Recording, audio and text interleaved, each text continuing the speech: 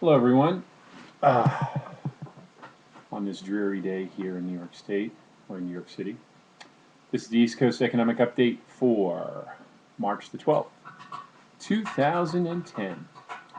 Well, I got, of course, my heat always seems to turn on when I do one of these videos, so enjoy the rattle of the steam coming through my radiator.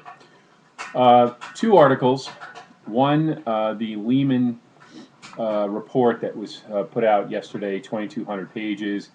I have two stories, one from Zero Hedge and one from Carl Denninger's Market Ticker. Carl does something that he never does, which is basically points out that based on what he read from the report, that we're going to have another massive collapse. That, as he quotes, we're at Nasdaq 1999, which is, if you guys remember, was the edge of the bubble bursting in the tech bubble business, the dot-com bubble, when everything went down, WorldCom and all that other stuff, and Enron.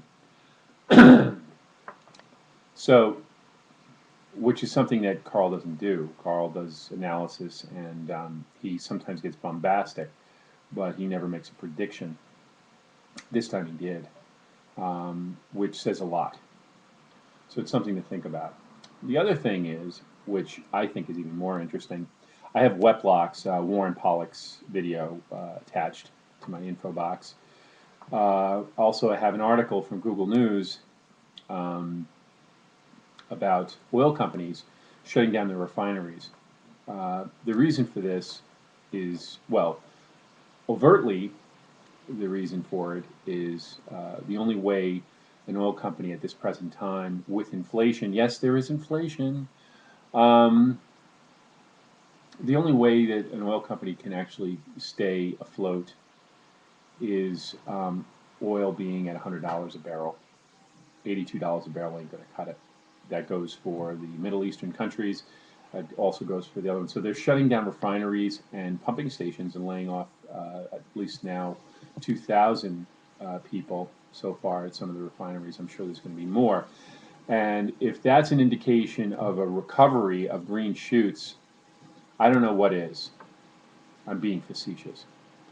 When oil companies are laying people off and everybody needs petroleum for everything from fertilizer to gasoline to heating your house to making plastics to making clothing to making whatever, and an oil company's laying people off, that is not a sign that the world economy is recovering, ladies and gentlemen. These are little things, as they say. Don't listen to what people say, watch what they do. This is it, okay? So for all people who are turning around and singing the song that the recovery's on its way and whatever, horse puckies. So I leave you with those few articles. I leave you also to read also the Zero Hedge article about the about Lehman, the postmortem on Lehman. You, we know anybody with a halfway decent intelligence who have at least looked at the evidence knows that every bloody bank is insolvent completely. There is no money in the coffers. What you're getting for a pay is being absorbed into the black hole of the derivatives market, and it's going to continue to be sucked in into that black hole until finally somebody calls and says, "What is this? What is this toxic asset worth?" And until that happens, we're going to continue to raise our debt. We're going to continue to have people in Congress um, create stimulus packages out of nothing, and the Federal Reserve print money like it's toilet paper, infinitum, or until we become Zimbabwe, whichever comes first. So yes, I will give Mr. Bernanke props. As long as we're the world currency, we do have some control as far as how fast we're going to drop. So it may not happen in 60 days. It may happen in 60 months, maybe less. But I can guarantee you that in the grand scheme of things, we will have a slow decline. Yesterday, the bonds, which I'll also put down here from Bloomberg, the bond market, because the Fed is pulling back its quantitative easing, so they say, the bond market's rising again. And as long as there's no manipulation, which there constantly is, the bond market should be way higher than that. It should be over 5%, maybe almost 5.5%, based on the amount of debt that we have and the debt that keeps increasing almost quarterly. So let's keep aware of that as well. Basically, folks, we've sung this song for 18 months now. We've been in this hole for 36 months, this great recession, as they keep referring to it. They sing a recovery, and then people start talking about a great recession as if it is still going on. So there is definitely a schizophrenic situation here, ladies and gentlemen, that we know about, where people are hoping for a recovery and know damn well that we're in the shitter. And we've been constantly there for 36 going on probably to 60 months. One of the economists, I can't think off the top of my head. If I do, I'll put his article also in. Said he was also a Pulitzer Prize winning, a Nobel Prize winning economist, saying that the economy will not recover until 2014. That is way more reasonable than saying that the recovery has already been baked in back in October. Thank you, Mr. Summers and Mr. Geithner, for bullshitting us. If you haven't yet, start a garden. Learn how to knit.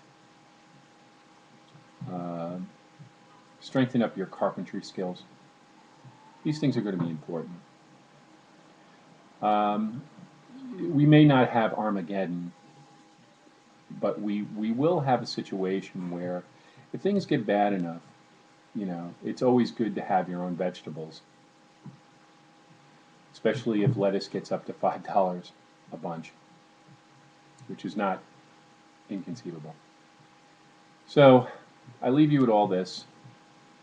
Also, one final comment. My last video, when I was talking about the unemployment and the elite, the middle class, the white middle class that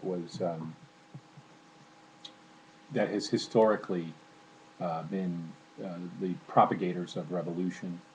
I got a lot of negative comments, including being dubbed a white supremacist, which I find fascinating. When you wear the yarmulke on your head, being a white supremacist is kind of counterintuitive. But I want to just point out something. This is not my opinion. This is historical fact. It's not something that I made up. You can look in history, pick up an Encyclopedia Britannica or Google or whatever the hell you prefer, and look for yourself. George Washington wasn't some poor farmer who was downtrodden. He was an upper middle class, gentry class man who started a revolution. And that goes for every revolution that's happened since the beginning of time. Look it up. I'm just pointing out the facts. If you want to counter those facts, you can with other facts. I'm happy to experience that. But I would like to point out one thing. You call me names, use foul language, I will block you. Simple as that. I don't mind being countered. I don't mind being pointed out and being pointed out in error. It has happened in the past, and I have apologized or made the correction and thanked the person for correcting me. But once you denote and start using language and using foul language, I will not tolerate it. So I leave you with that. I will block you. Simple. Without warning. So on that note, peace.